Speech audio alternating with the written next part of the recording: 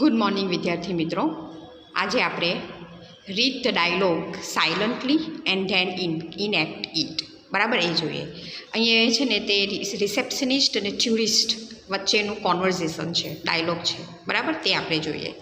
Receptionist says good morning sir. Receptionist શું કહે છે? Good morning sir. Tourist says good morning. Is there a museum near by? બરાબર, શું museum છે? અહીં નજીકમાં કોઈ મ્યુઝિયમ છે? ટુરિસ્ટ શું પૂછે છે કે મ્યુઝિયમ કંઈ નજીકમાં છે? Receptionist says yes there is. હા છે. Tourist says can you tell me the way to the museum please? Can you tell me the way to the museum please? શું તમે મ્યુઝિયમ તરફ જવાનો રસ્તો બતાવી શકો છો, કહી શકો છો? એમ કરીને receptionist says yes of course. Go along Koyal road until you come to SG road. બરાબર, જ્યાં સુધી એસજી રોડ આવે નહીં ને ત્યાં સુધી કોયલ રોડ તરફ આગળ વધ્યા કરો. Cross Nehru road. SG road આવે ત્યાર પછી આપણે શું કરવાનું છે તો કે ત્યાં એક નહેરુ રોડ છે, તો નહેરુ રોડને ક્રોસ કરવાનો છે. And turn right. રાઈટ એટલે શું? જમણી તરફ વળો. ટર્ન એટલે વળવું બરાબર. ટર્ન રાઈટ એટલે જમણી તરફ વળો. ગો પાસ ધ બેંક સાઈડથી પસાર થઈને એન્ડ પોલીસ સ્ટેશન અને બેંકથી પસાર થઈને ઇટ્સ ઓન યોર લેફ્ટ. તમારી ડાબી તરફ.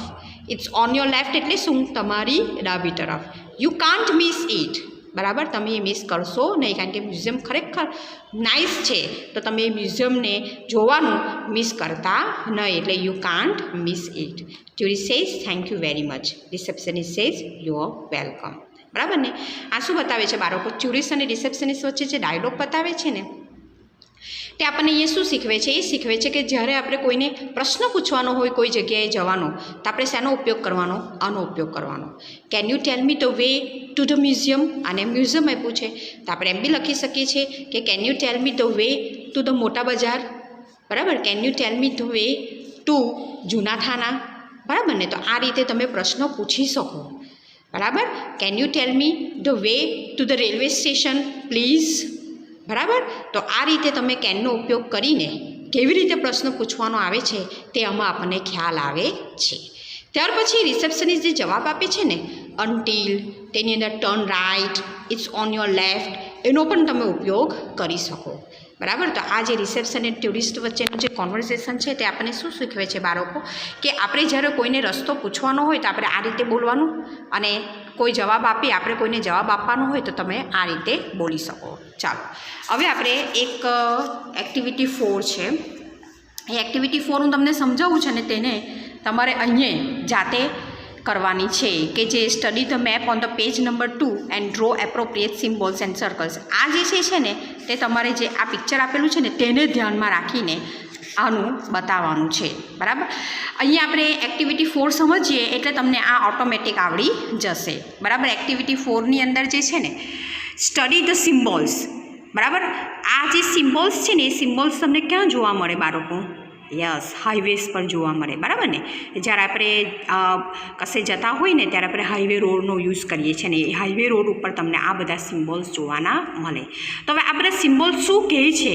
બરાબર, તો અત્યાર સુધી આ તમને ખબર નહીં હતી, તો તમે આ જોઈ લેવું કે આ સિમ્બોલ્સનું શું મિનિંગ થાય છે, ને જ્યારે તમે એ રોડ પરથી જતા હોય ને તમને આ સિમ્બોલ્સ મળે તો તમને રિમાઇન્ડ થશે કે હા આ સાઇન્સ શું બતાવે છે. બરાબર ને?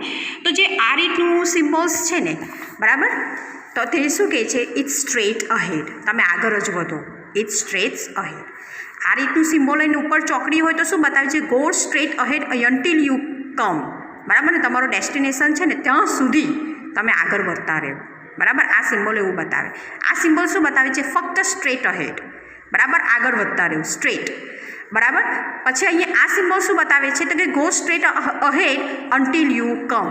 બરાબર, જ્યાં તમારું ડેસ્ટિનેશન છે એટલે કે જ્યાં તમે જવાના છે ને ત્યાં સુધીનું તમે સ્ટ્રેટ જ લયા કરો, સીધા જ જાઓ એમ. આ બાજુનું બતાવે છે ટર્ન લેફ્ટ, આ બાજુનું બતાવે છે ટર્ન રાઈટ. બરાબર ને? આ તો તમને ખ્યાલ આવી જાય, ટર્ન લેફ્ટ અને ટર્ન રાઈટ. હવે આ શું છે? આ રીતનું બી પણ સિમ્બોલ છે ને એની બાજુમાં બોક્સની અંદર પણ સિમ્બોલ છે, તે શું બતાવે છે? Go pass the park. અહીંયાથી પાર્ક પસાર થશે એવું બતાવે છે. ત્યાર પછી આવે છે આવું ટેક ધ ફર્સ્ટ અથવા તો second turning on your left. તમે જે રીતે હોય ને તેનું તમારો જે લેફ્ટ હોય ને તમારી ડાબી બાજુ હોય ને તેનું તમે ફર્સ્ટ અથવા તો સેકન્ડ જે બી આવતું હોય તેનું તમે ટર્ન લેવો તમારી સાઈડનું, એટલે ઓન યોર લેફ્ટ એવું લખેલું છે. એટલે તમે જે હોય ને તો તમારી ડાબી બાજુનું તમારે લેફ્ટ લેવાનું, ડાબી બાજુ લેવાની ફર્સ્ટ અથવા સેકન્ડ ટર્નિંગ, બરાબર. ત્યાર પછી આવી રીતે take the first second turning on your right, જમણી બાજુ લેવાનું છે તમારી જમણી બાજુ લેવાનું છે, બરાબર. આ રીતે હવે આ જે બતાવેલું છે આપણે પહેલાં શું જોયું છે તો કે આ સિમ્બોલની ઉપર ચોકડી જોઈ છે, આ બાજુ અહીંયા શું બતાવેલું છે તો કે સિમ્બોલની બાજુમાં ચોકડી જોઈ છે. તો એ શું બતાવે છે? It is on the right બાજુ, it is on the left બાજુ, બરાબર. અને આ શું બતાવે છે તો કે go across the cross road. અહીંયા તમે ક્રોસ રોડ આવે છે ત્યાં સુધી તમે સ્ટ્રેટ જાઓ, એટલે go across the cross road. આ રીતના જે સિમ્બોલ્સ આપેલા છે એ સિમ્બોલનો ઉપયોગ તમારે આમાં કરવાનો છે. અને એ કોને ધ્યાનમાં રાખીને કરવાનો છે બાળકો? તો કે આને ધ્યાનમાં રાખીને કરવાનો છે, એ જે તમારે હોમવર્કમાં કરવાનું રહેશે. સરળ છે, બરાબર, તમે કરી શકશો. હવે આપણે આગળ જોઈએ activity 5. Read the details about Gir national park. Activity 5ની અંદર શું આપેલું છે તો કે ગીર નેશનલ પાર્ક ગુજરાત. એ શેમાં આવેલું છે? ગીર નેશનલ પાર્ક તો આપણા ગુજરાત સ્ટેટમાં આવેલું છે, બરાબર ને બાળકો. નેશનલ પાર્ક એટલે રાષ્ટ્રીય ઉદ્યાન.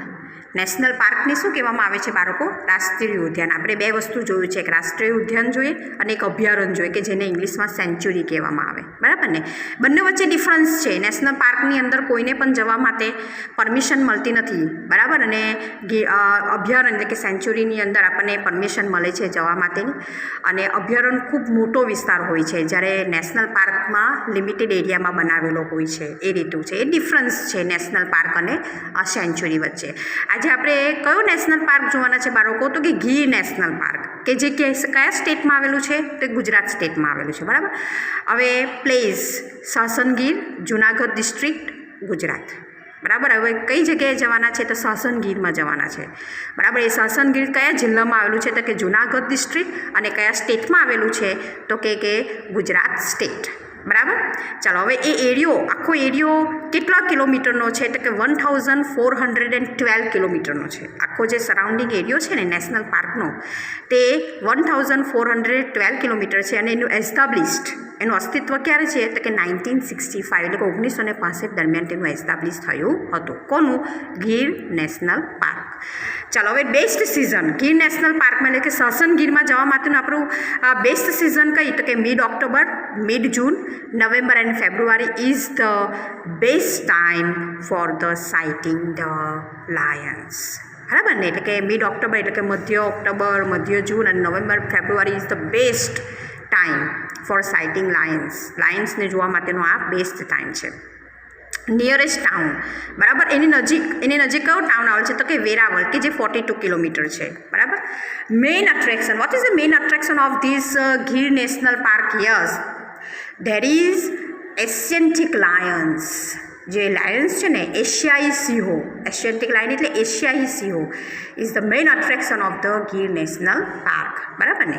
ત્યાર પછી આવે છે લોકેશન. એનું લોકેશન શું છે? તો Gir national park is located 65 kilometre to the south east of જુનાગઢથી સાઉથ ઇસ્ટ તરફ, અને 60 kilometre south west of Amreli સાઈડથી જાય તો સાઉથ વેસ્ટમાં જવાનું, જે સાઉથ વેસ્ટ તરફથી જવાનું ઇન ઇન્ડિયન સ્ટેટ ઓફ ગુજરાતમાં, બરાબર. ગુજરાતમાં જે જુનાગઢથી આપણે સાઉથ ઇસ્ટ, બરાબર ને, એટલે કે દક્ષિણ પૂર્વ, અને સાઉથ વેસ્ટ ઓફ અમરેલી, અને અમરેલીથી સાઉથ વેસ્ટ એટલે કે દક્ષિણ પશ્ચિમ, બરાબર, એના તરફ તમારે ઇન્ડિયન સ્ટેટ ઓફ ગુજરાતની અંદર આવેલું છે. તેની અંદર જુનાગઢમાં હોય તો સાઉથ ઇસ્ટ અને અમરેલી હોય તો સાઉથ વેસ્ટ, ત્યાં ગીર નેશનલ પાર્ક આવેલું છે.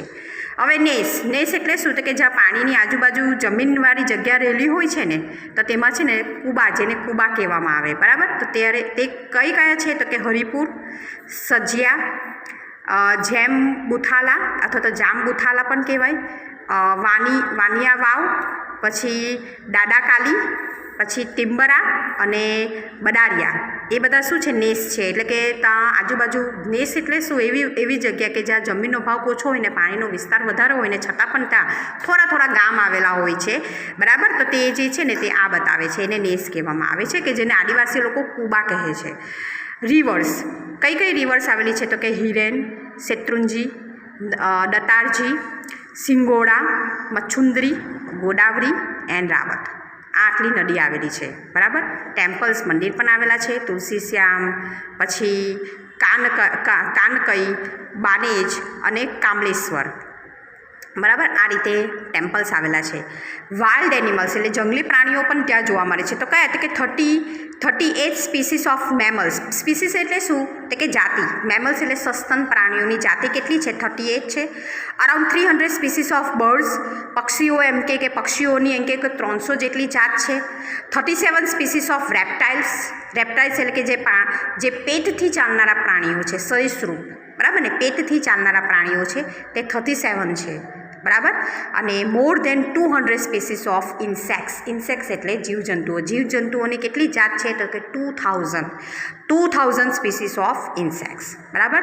આ છે શું બતાવે છે? વાઇલ્ડ એનિમલ્સ ત્યાં કેટલા છે તો કે 30 species of mammals, around 300 species of birds, 37 species of reptiles અને more than 2000 species of insects. Timing કયો છે? ટાઈમિંગ છે મોર્નિંગનો 7 થી તે 11 વાગ્યાનો અને આફ્ટરનૂન એટલે બપોરનો 15 થી 17, એટલે કે 15 એટલે 3 અને 17 એટલે 5 એટલા કલાકનો છે. હવે ગવર્નિંગ બોડી તો કે ફોરેસ્ટ ડિપાર્ટમેન્ટ ઓફ ગુજરાત. એનું દેખભાળ કોણ કરે છે તો કે ફોરેસ્ટ ડિપાર્ટમેન્ટ ઓફ ગુજરાત છે ને તે આ ગીર નેશનલ પાર્કની દેખરેખ રાખે છે, સાર સંભાળ રાખે છે. અને એની ઓફિશિયલ વેબસાઇટ પણ છે અને તે છે www.girnationalpark.com. જય ગરવી ગુજરાત, બરાબર ને. તો આજે આપણે કોના વિશે ભણ્યા બાળકો તો કે ગીર નેશનલ પાર્ક વિશે ભણ્યા, ગુજરાતમાં આવેલું ગીર નેશનલ પાર્ક. પછી નેક્સ્ટ વિડીયોમાં આપણે એના વિશે ડિટેલમાં જોઈશું. Thank you.